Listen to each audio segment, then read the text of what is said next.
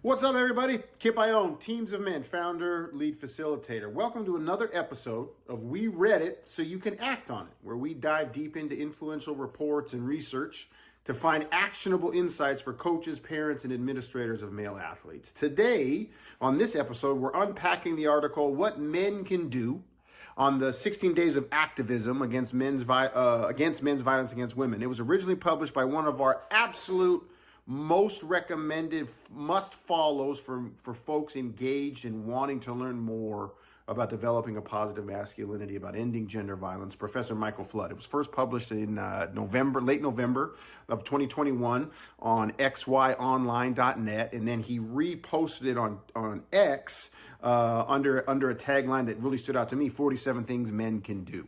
And if you weren't aware, XY Online, literally XY Online, is a platform dedicated to discussing men, masculinities, and gender politics. It serves as a resource for exploring gender and sexuality issues, offers a library of resources and articles and guides, and is a real toolkit for activism and social change, especially if you are as passionate as we are at Teams of Men of building gender equality through athletics and ending violence against women and transforming one team room at a time. In the episode specifically today, we're going to give you 5 practical steps that coaches can take based on the advice from Professor Flood to address and prevent violence against women starting right within their own team rooms. We're going to give you a direct takeaway, a direct quote from the work, and then we're going to give you an action step suggestion that falls in line with the scientifically backed stuff that Professor Flood puts up. So get ready for a great episode. As always, like, follow, subscribe to our YouTube channel here. We're over 3,000 subscribers and really love the engagement we're getting with our long form and our short form.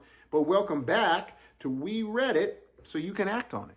First of all, Coach, from What Men Can Do on the 16 Days of Activism by Michael Flood, originally published on XY Online.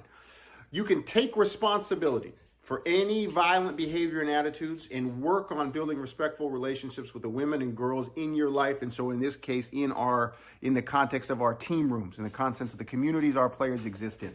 And the action plan we're going to give you today as just one way you can do this first idea and this first men's step is host a workshop where athletes create personal action plans outlining why they will demonstrate respect and how they will demonstrate respect and hold each other accountable to those things. And by workshop, I just mean a team session, intentionally dedicated. Guys, we're going to take 25 minutes tomorrow, post-practice. We're going to create personal action plans rooted in respect, and especially respect towards women and LGBTQ communities.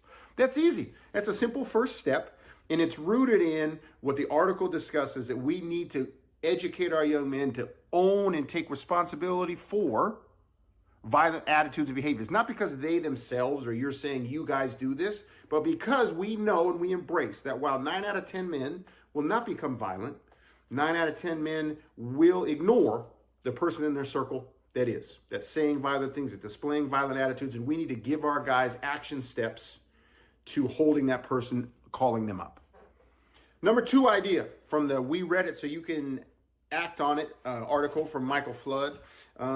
Inform yourself about the realities of men's violence against women.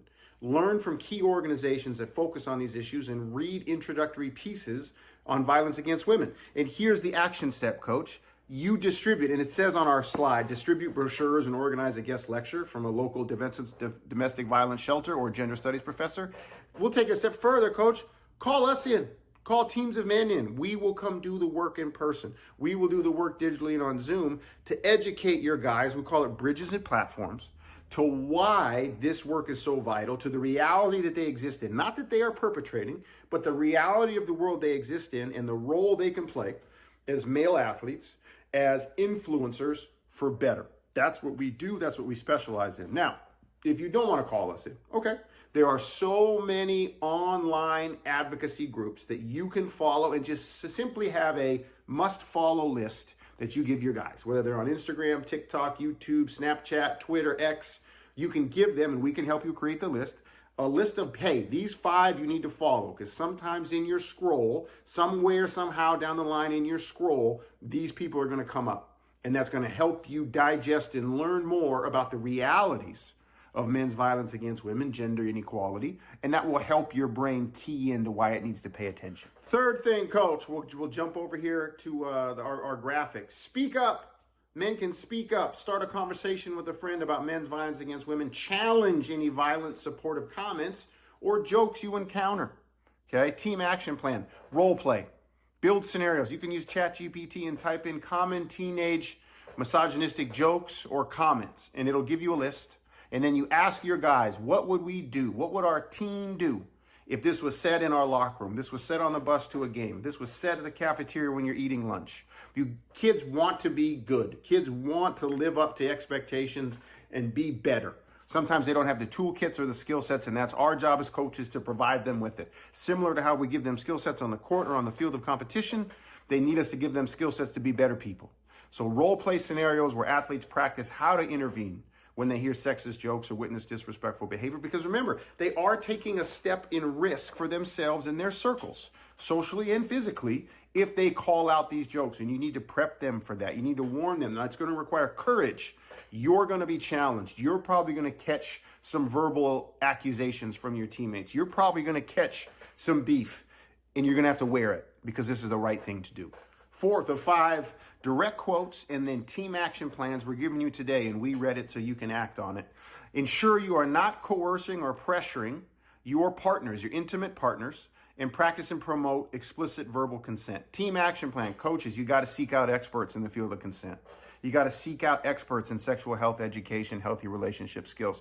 Invite these experts to give a talk. And if you're worried about the expert in front of your players, have them give a talk to you and your staff so you can do the work.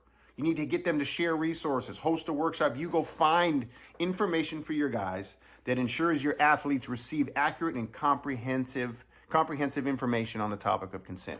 If you feel uncomfortable, get over it and go find them somebody that doesn't.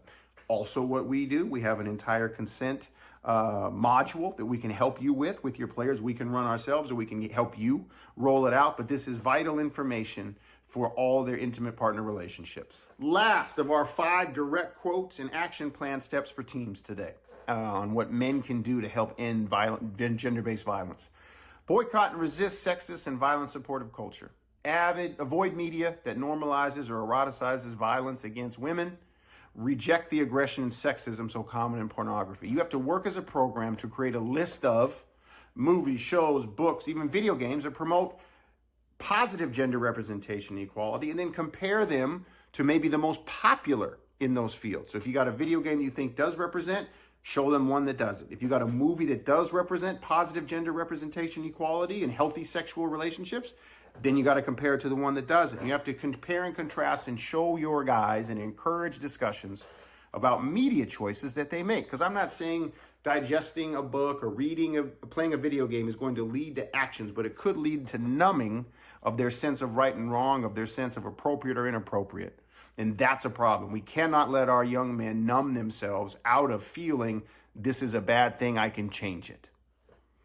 And there you have it, Coach. Thanks for joining us for 5 recommendations for Michael Flood's 16 Things Men Can Do.